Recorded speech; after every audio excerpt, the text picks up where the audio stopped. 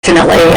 Sometimes that's what they do. But now when they go to you, you just make your classes so enjoyable and easy to listen to and easy to remember. So, I mean, I know your statistics are really good for the people who take your pre-licensing course and the broker class.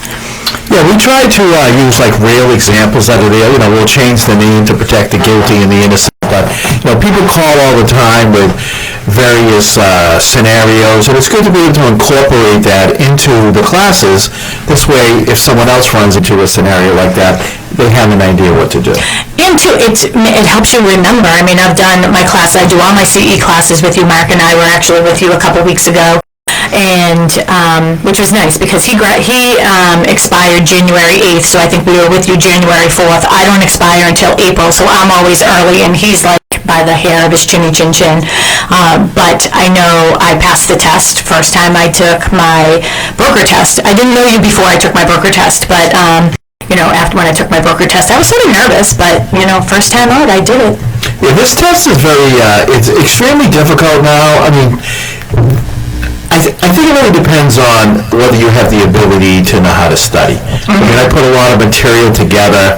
I have different study guides. I actually have slides now in 5 different languages. Oh, really? I did not know that. Yeah, so I have, I just find that if somebody's here, English is not their first language, maybe these slides in a different language give them a little bit of an edge to help them understand the things a little bit. But the test is in English, right? It is. So the slides are actually, one slide's in English, and then the same slide would be in whether it's Creole or Portuguese, Vietnamese, Chinese. Sometimes, and I've had people tell me it's helping them because then they get to see the words in both languages. Oh, that makes a lot of sense. So I asked you to join us today. I know that Mary and Sam actually did the class and did the show a couple weeks ago. They did a show on investment properties and owning your very first investment property. And everybody thinks that's a great idea. I tell people, owning property is a job. It's not just collecting a check. It is a job. You need to know the rules and regulations. There's not a handbook that anybody gets when you buy a house. And I find out a lot of people learn things by trial and error, or they get themselves into a little bit of jam, not knowing that they did something wrong. And that's what I'd like to think, that the majority of people who become landlords, and people will call me, and actually one of my clients actually texted me late last night, and then I was just conversing with her about a half hour ago.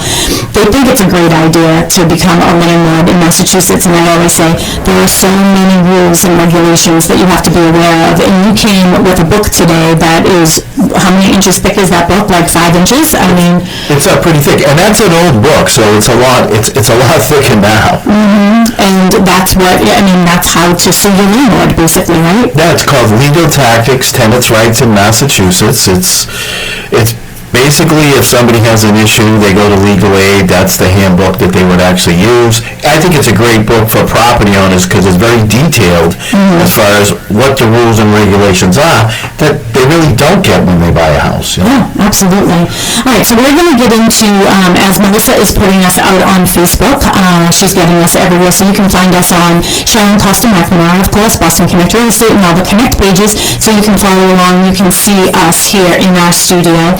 And we're going to have a conversation tonight about being a landlord in the state of Massachusetts, which we can easily say is a tenant state, right?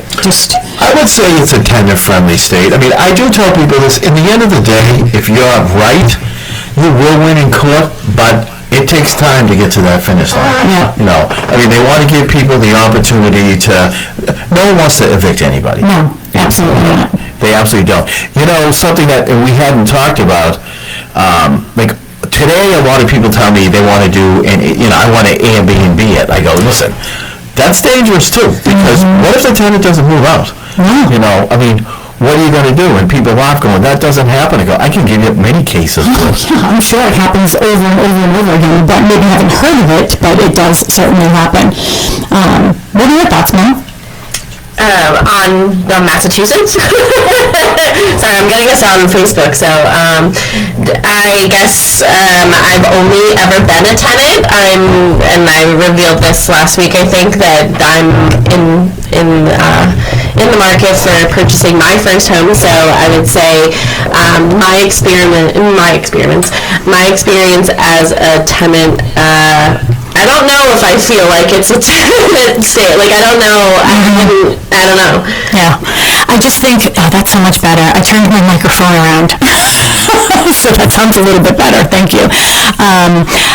Let's get right into it. So people think that they want to be a landlord. What are the biggest mistakes that you think people make when they are a tenant, when they're a landlord in the state of Massachusetts? And I also want to give out our number because George is in studio right now with Larry.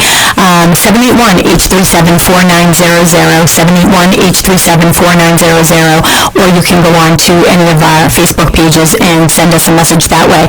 If you have any questions about being a landlord in the state of Massachusetts or anything else real estate, because honestly, we have the guy here that has all the answers. When I don't know something, I text Charlie. So that's not the only reason why I love him. He always does respond. But what do you think the biggest mistakes people make? I think it's the deposit rules. A lot of people don't understand. It's not just taking a deposit. And I hear all the time, people tell me the lawyers told them not to take the deposits because it's too much of a hassle. It's not a hassle. You just need to do it the right way.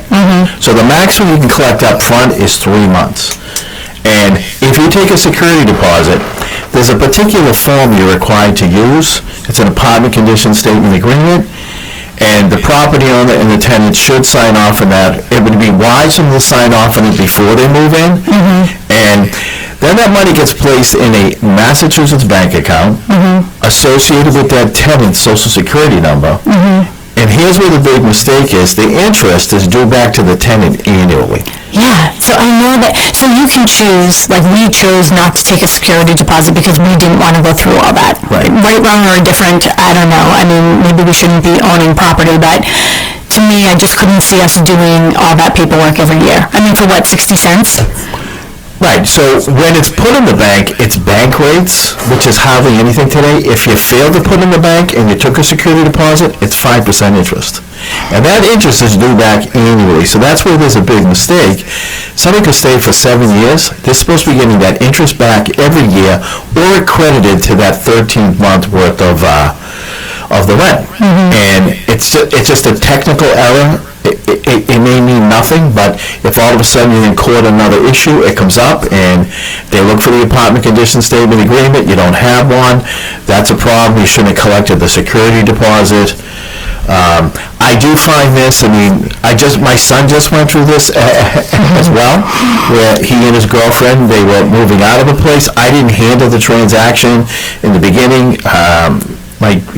His girlfriend's mother did, who's also a real estate agent, and all of a sudden there's a problem with the security deposit. And I said, well, what is it? And they go, well, there's damages there. I go, what are the damages? Because you know what? I know for a fact that they were up there, that place was left very clean. Yeah. So they're trying to charge a cleaning fee, and they can't charge a cleaning fee if it was left clean. But I said, I want the apartment condition statement, and no one ever signed off on it. So I said, I called the complex, and I said, so I want to let you know, there's a violation here, and this place was very clean, just give them back their money. And they go, oh, of course, sir. Yeah. But you know what? A lot of tenants don't know that either there. So, they could end up not getting their money back.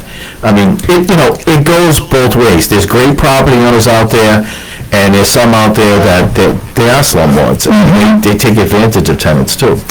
And I know too, with the fees and with that whole thing about like the security fees and getting that back, because I know with Mackenzie, every state is different. And when she was down in South Carolina, I mean, I literally was there cleaning with like a toothbrush in the corners, and they were trying to clean the same thing that she didn't leave it clean. And I was like, I helped her move in, and before we put one piece of anything in that property, I videoed and took still pictures, and when we left, I did the same exact thing. So I think that's always a good idea for tenants to do when they move in.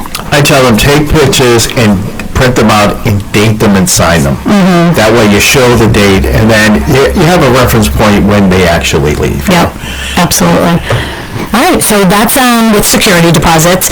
What about pet deposits? So pet deposits are not legal in this state. So some people will say, I'm charging an upfront fee. I just saw a listing online. It was a $500 pet deposit, and it's definitely illegal. Okay. You cannot, it's first loss security and a key fee. That is it. They've already ruled amenity fees to be illegal in the state. So that would be, like a gym or a pool or any of that, so they can't charge extra for that either. So the only thing that you can charge are 3 months, so that would be first, last, and security, no pet fee, just a key. And a reasonable cost to replace the locks. Now, what a lot of these complexes are doing is they're charging monthly pet rent. And so far, there hasn't been a case on that yet. I know somebody who was putting one together pre-COVID, and then COVID hit, so I don't know what happened there, but I think when that case is heard, whether you can charge pet rent or not, I recommend to people that they don't. I mean, just raise the rent. Yeah. Yeah, I never understood, like, I lived somewhere that we had to pay, we had a cat, so we had to pay $25 a month for the cat. But anybody who had a dog had to pay $50 a month. But I was like, why don't you just raise the rent by $50 across the board? Like, who cares? I think that would be I think that would be the cleanest way to do it there, because if it were me representing the tenant, I would ask them why they're charging the pet deposit. Yeah. And they would probably say damages. I'm going to say, then why don't you just charge a security deposit? And they're going to say damages, and that case is over. You can't charge for the same thing twice, I mean, they have a policy, they can say no pets, I have a question. Say you have you own a condo and you rent it out. Are you still required to pay the condo fees, or can the tenant pay the condo fees? Because I was just thinking about that when you said amenities. So, like, a lot of the times, like, the condo fees are a certain price because of they have a pool, they have exercise, they have all this stuff. So can somebody who owns a condo charge the condo fee? Nope. They can charge higher rent, but the condo fee is their responsibility. Okay. Just like, I see leases where it says the tenant has to take out the trash. They really don't. That they have to shovel the snow. They really don't. They don't have to take out their trash from their kitchen to the trash barrel? Oh, to the trash barrel, yes, but believe it or not, the property owner is responsible for removing the trash. To remove it. What about water? Can we talk about water? So it is possible that the tenants could be responsible for water today. It would have to be in the lease. They would have to have all the appropriate low-flow shower heads and the right toilets. And if it's a single-family house, and if it's an apartment, it could be individually metered. So I always thought that the water had to be included. Is that like an old rule? It did. I think it changed somewhere around 2016. As long as the tenant knows beforehand, right? Right. That they have to pay for the water. Like, I couldn't have a two-family house and say to the tenants, you're splitting the water bill. Yeah. It would have to be individually metered, and that way, they're not paying for somebody else's water. Okay. I didn't know that. I always thought that you couldn't charge for water. So that's obviously something that changed. I wasn't paying attention. I didn't think so until like a year ago, and I was looking at and I'm like, why do all of these rentals say like water not included, tenant has to pay water, and I looked it up and it was As long as they're in 2016.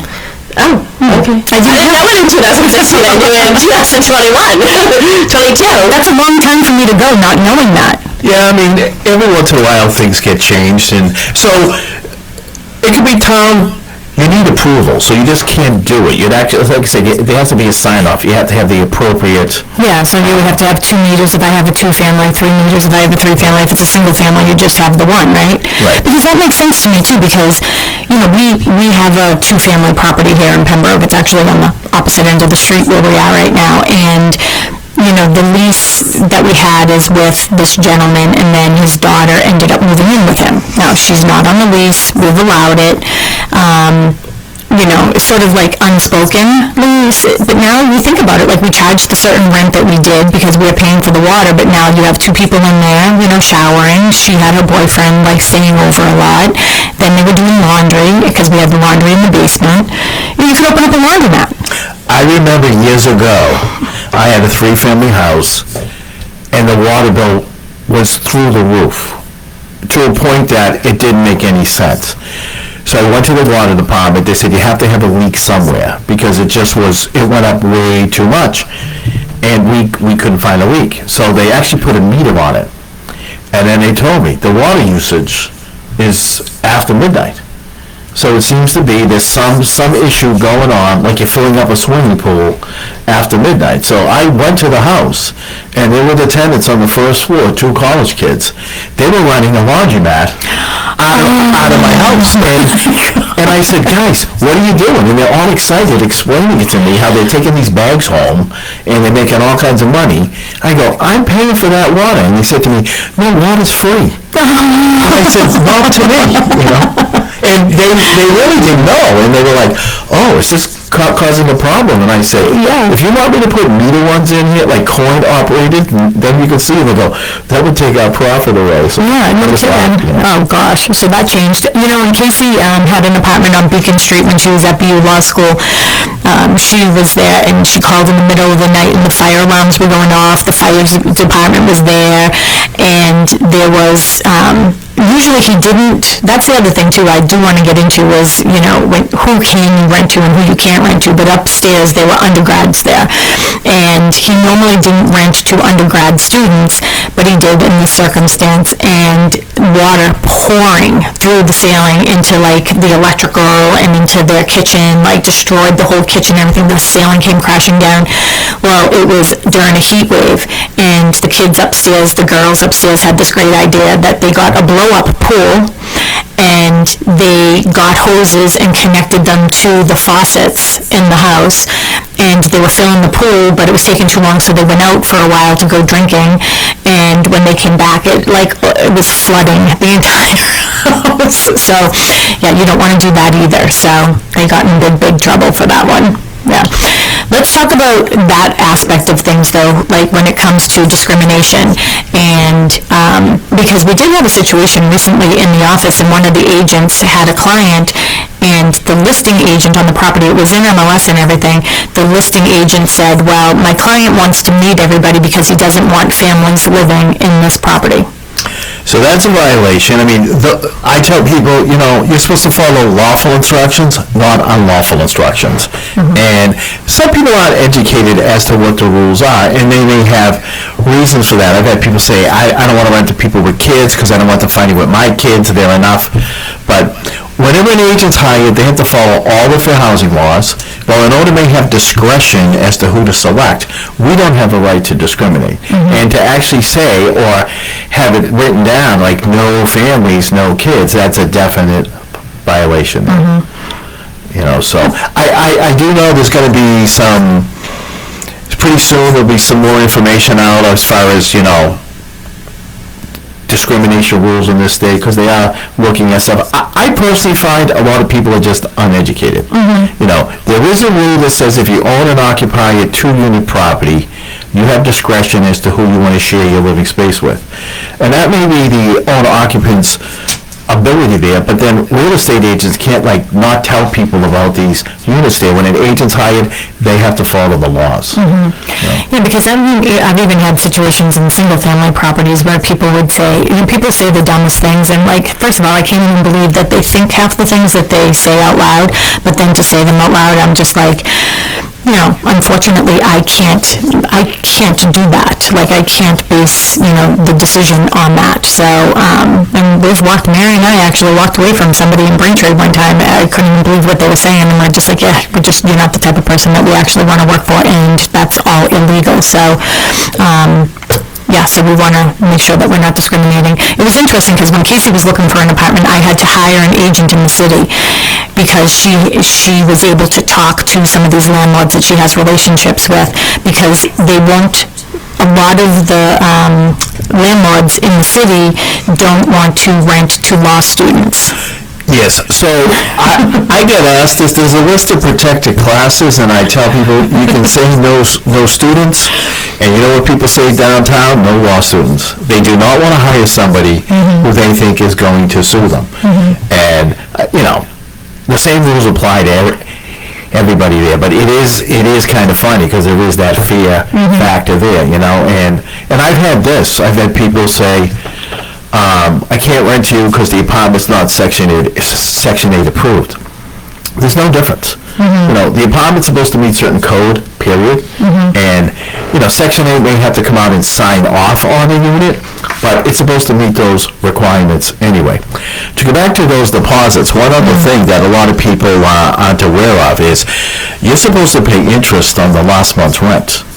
Oh, really? Yeah, so if you take a security deposit, they're not entitled to interest unless they've been there an entire year. When you take a last month's rent, the property owner does not need to put that in the bank. It does belong to them, so they can use it. However, the tenant's entitled to interest, bank rates in place in the bank, 5% if not. It too is due back annually. That, I didn't know that either. And here's the thing though, I just have this weird, I don't know, just people giving you, your landlord, your social security number, and then you go to the bank and just opening up an account for my... So that's interesting too, because I'm really surprised that there hasn't been more of an issue with this. Believe it or not, that's a violation of the Patriot Act. Oh. So... Wait, the account has to be in the tenant's name? It's in their social security number. Yeah. And we're not allowed to commingle these funds. So if I had 5 apartments, I'm supposed to have 5 separate accounts. That interest is assigned to that tenant. Yeah. So we'll get there's a document from the bank, like you get your W-2, which I believe is a W-9.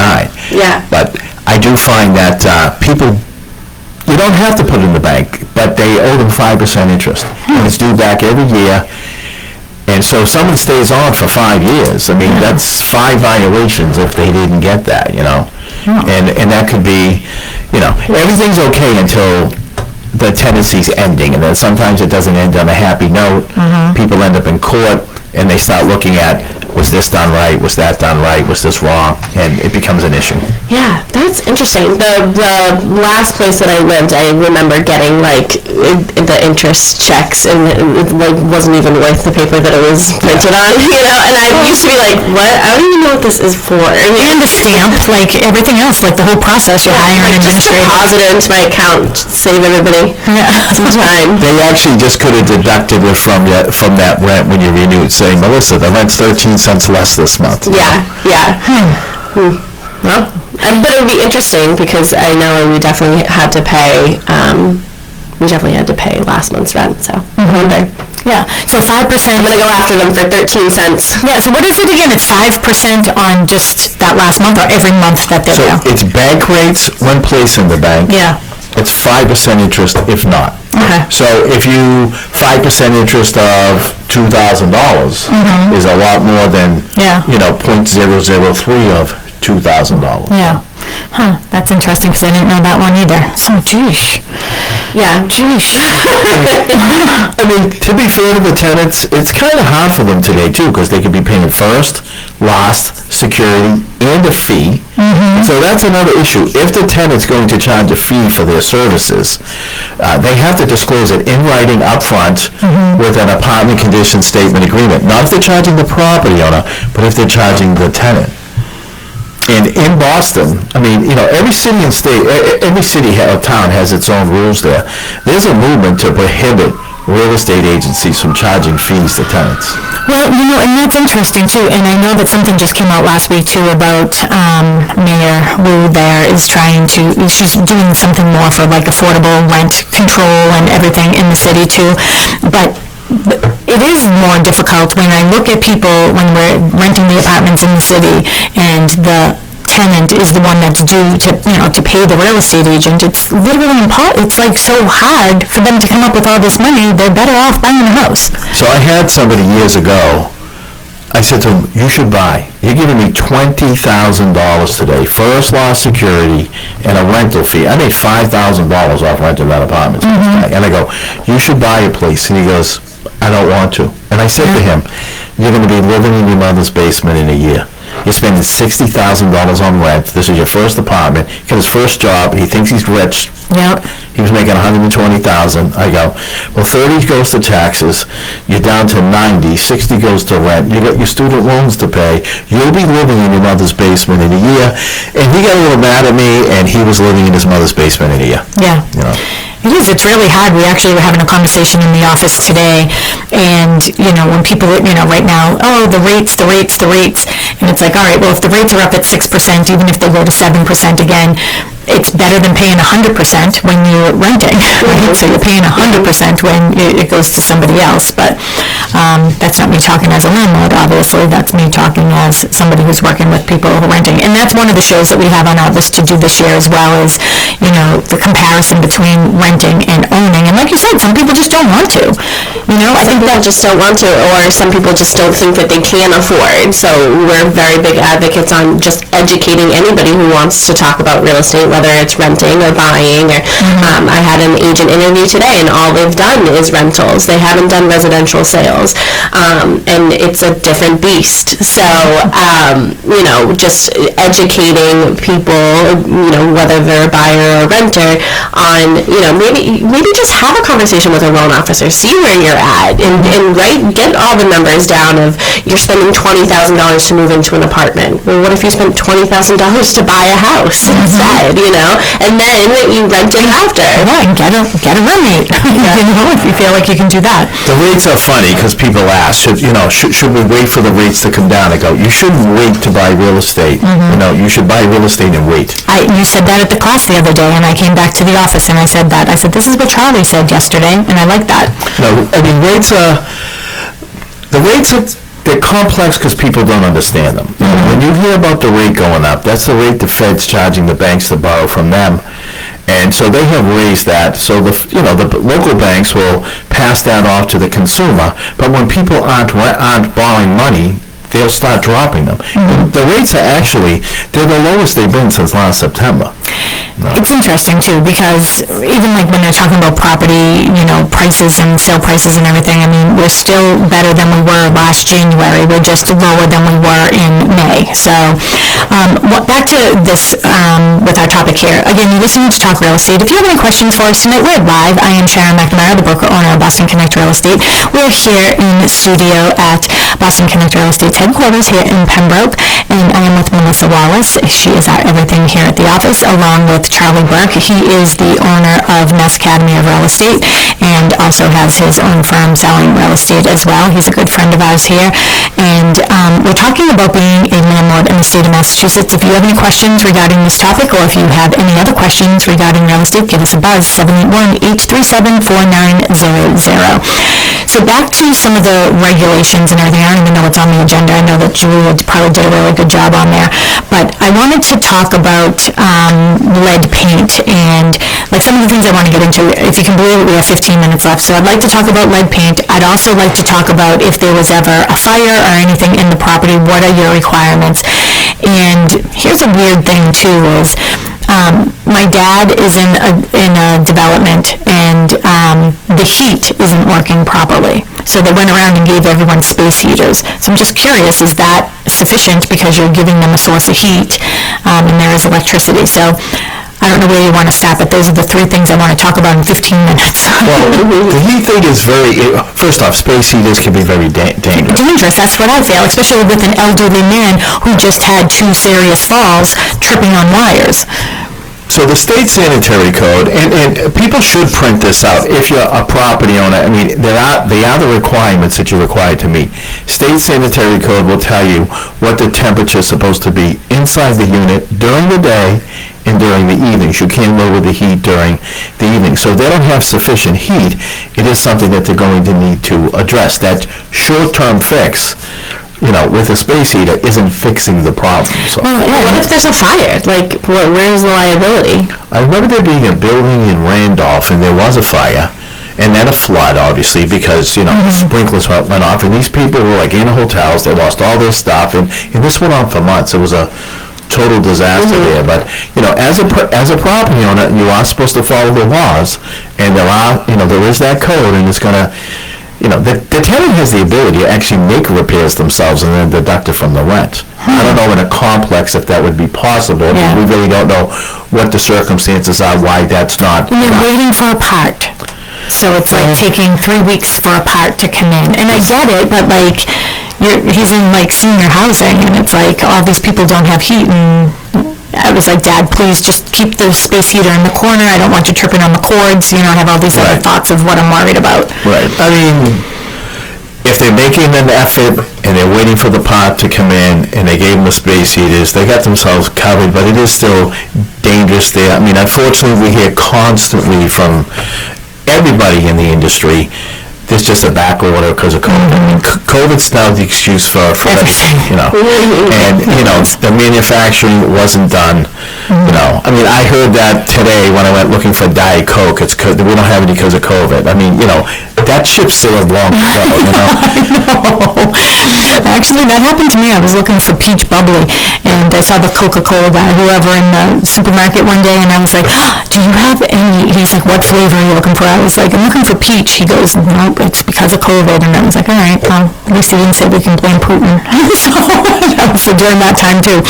Let's talk about lead paint, because there's a lot of requirements when you are a landlord and you're renting to people. You want to get into that situation? So if you're renting, so if you're the property owner, and the property was built before 1978, the owner and the tenant should sign 2 copies of the tenant lead notification certification. 2, one for them, one for the property owner, one for the tenant.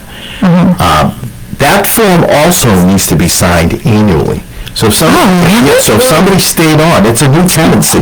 So you sign it for a year. Now, somebody may not have any children at all, but a year later, They might, yeah. they could. So that document's supposed to be done. It's a new tenancy. Even if they're a tenant at will, it's supposed to be done. Maybe I should go back to school. You can do a class just on rentals. If you rent, so you're not allowed to evict somebody because they had a child. You're not allowed to evict them because they're having a child. In fact, if I rented to somebody who didn't have children, and then a child arrives, I need to find out if there's lead paint in that property. And if there is, I need to address the situation, which might mean, as the property owner, I need to relocate them temporarily to another location, put their stuff in storage, make the property lead compliant, move them back in, move their stuff back in, and no one's really having a good time with each other. No. And if I have to move them out, I have to give them comparable housing. If I don't have another apartment for them, I'm going to end up putting them in a hotel. If there's no kitchen, you got to give them a food allowance. So what about if you are, and you know, Melissa, I'm going to give you an opportunity, I promise next. So if you are the landlord and you start with a 1-year lease, and then after that, no lease is, like, you decide that you're not going to do a year lease. So there are different types of leases that you can do, so maybe you can hit upon that. Well, and so that's, like, you can do tenant at will or a year lease, right? So can you do longer than a year? Sure. I know my next door neighbor in South Boston, he usually does 2 years. Right. Now, it would definitely need to be in writing, because anything a year or more would need to be in writing. You can do a 6-month lease, it doesn't need a writing. Okay. But anything that would be a year or more under what we call the statute of frauds requires a writing. So if you initially started with a year lease, and then it, you know, after that year was up and you decided, and you didn't do a new lease, and you were just basically doing month to month, does that just automatically bounce into being tenant at will? It does. So if you don't re-sign anything and you stay on with permission, you become a tenant at will. If you stay on without permission, it creates something called tenancy at sufferance. Does that permission have to be in writing, though? No, because I mean, if you just accept the rent, you accepted the tenancy. Yeah. You know, so that happens a lot, where people will sign a lease for a year, they just stay on afterward, nobody signs everything, everybody gets along. It's probably better that you do have it in writing, so you have who's living in the place, so other people don't show. I remember years ago knocking on one of my tenants' doors, because you can't go in their apartment whenever you want. It's amazing how many people think you can. There's something called the covenant of quiet enjoyment. And I said, who are you? And he goes, I live here now. I go, well, when did that happen? 2 months ago. And he goes, who are you? I go, I own the house. He goes, nice to meet you. I go, yeah, we need to talk. Have you been paying you rent, though, the past 2 months? You know what? It just, I get one rent check. So there were 3 tenants in there, but I would say to them, I don't want like 3 checks. I want 1 check. And so they worked that out. Figure it out amongst yourselves. Amongst themselves. Because that's an issue out there, where people go, well, I paid my portion. I go, your portion's 100%. Yeah. You know, but this, the lead law is tough, so we have to follow the law. And you know what people don't know? There's actually one for short-term rentals. Oh, okay. So it's called the Massachusetts Short-Term Vacation Rental in Rooming House Lead Paint Form. If somebody's going to rent a property built before 1978, less than 31 days, they're required to do that document. So for Airbnbs? Airbnbs, places down the Cape. Less than 31 days you have to sign it? Yeah, so if it's like somebody staying there for a week, 10 days, a month. A weekend? A weekend, if it's built before 1978. And I know, I give that form out a lot. People go, I never heard of that before. Airbnb know that? Well, I'm going to say no. I mean, years ago, there was an issue where they decided to go on a political attack against some elected officials. And I said, your response should be that it's $1,000 a day fine for every apartment that you rented that they didn't have that form. And they go, what are you talking about? And even the Corporation Council goes, I've never heard of that law before. I go, I'll send it to you. You know. So that is just in the mass forms, right? The MAR forms? That form, yes, it is in there. That's what it's called, the Massachusetts Short-Term Vacation Rental and Rooming Household Paying Form. Okay. Wow. I mean, we're learning so much tonight. Like, I can't believe it. Like, I feel like I'm at my first day of, like, real estate school right now. I'm grateful that we primarily do sales and not rentals here. So what about when people are looking for an apartment and you have to, do a credit check? I was hearing that might be considered, discrimination? Well, it's a concern of mine. I had a conversation with an elected official at one point, and I go, people who are very responsible in their life and maybe don't have a lot of debt, don't use a lot of credit because it's just, it was the culture that they grew up in, they don't have good credit. And the thing is, they're not a credit risk, because they're not a bad risk because they pay their bills. Unfortunately, the way this system is set up, you have to have debt. So somebody who basically paid all their bills, did not have any credit cards, they could go to apply for an apartment and they could say, your score is too low. And it's because they don't use a lot of credit. And people who are on public assistance, they have a voucher, but at the same point, somebody says, well, we want a credit score of X. Again, if they have limited opportunities available to them for credit, that's going to bring it down as well. So, I find that credit scoring system to be tough. And I look at it like this. If there's a certain standard for buying houses, I don't know how we use a different standard for renting apartments. Yeah, because the risk then falls on the landlord. The landlord's the one that would end up defaulting ultimately at the end if they needed that rent every month, right? I was thinking about something else. Did you have a question? I'm sorry.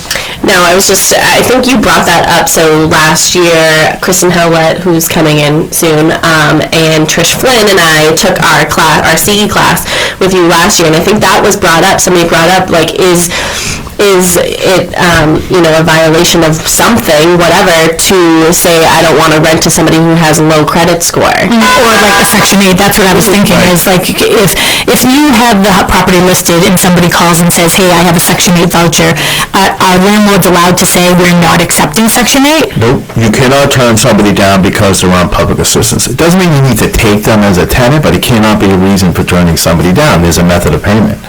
So what happens to the landlord? Something else out. Yeah, so what happens to the landlord who says, okay, would like to do this, so then they have to go through a whole process? That's probably a whole nother show, right? Yeah, so what ends up happening here is you could have somebody say, I'm not taking people on Section 8, and then the agents don't take them to the apartments. It could end up being a tester. Next thing the agent's written up for a violation of discrimination here. And unfortunately, there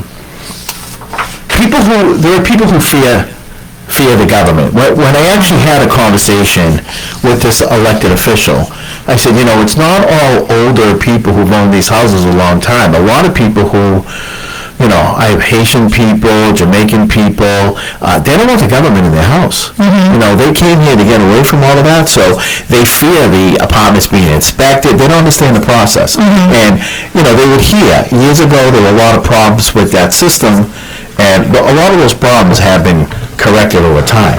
So, but they fear. I mean, I know that. I go, they fear the government in their house. One other thing on a lease, if we could do this quick, there's something out there called the self-extending lease. Okay. And I think a lot of people aren't aware of that. A lot of these large complexes have this. So like if they have something built in the lease that if you don't give them 60 days notice that you're not renewing, it self-renews for another year. Kind of like that gym membership. Yeah, exactly. And so people think they're getting out of their lease, and then they're being told you already renewed, but they go, we'll let you off for a lease break fee. Can't be a penalty. Penalties and contracts are unconscionable, but it could be a fee. So they're basically charging the money to get out of the obligation, and it's because they didn't remember that they had to give 60 days notice. So I tell people, these large complexes, read those leases. Yeah. What if you're thinking about going up, like if your landlord wants to go up on rent, are there rules to that as well? Like, can you just at any time, can you do it more than once a year? Are there any rules pertaining to that? So if they're a tenant at will, you have to give them a rental period's notice. Okay, If they 30 days. Yep, and that's kind of tricky too. So like I can't do it on June 1 and say the rent goes up on July 1. It had to be the last day of May. Yep. If it's a lease, it's fixed for that term. You can't do anything until that lease is And are there requirements on like how much you can go up on your rent? At this time, no, but there is a movement for rent stabilization and capping how much that you could go up. I mean, I will say this, I have read somewhat of that proposal in the city. They definitely have toned it down a lot. I mean, I have to claw through it a little bit more. I was like, I know in the South End, I mean, Casey was saying there were some people that were saying that their rent was going up like 65%, so they were just trying to probably push them out. Well, I cannot believe we are at the end here, so thank you so much. Again, we have Charlie Burke from Mass Academy of Real Estate. If somebody's thinking about getting their real estate license, their broker's license, or they have to do CEs, how can they get in touch with you, Charlie? actually, it's massrealestateclasses.com would be the website, and 781-848-1404 is the phone number. Perfect, and you can always find us at BostonConnect.com. All right, everybody, have a good week, and we will be here on Saturday from 10 to 11, so we hope that you can make it, and we will be live. And George, have a great night. You as well.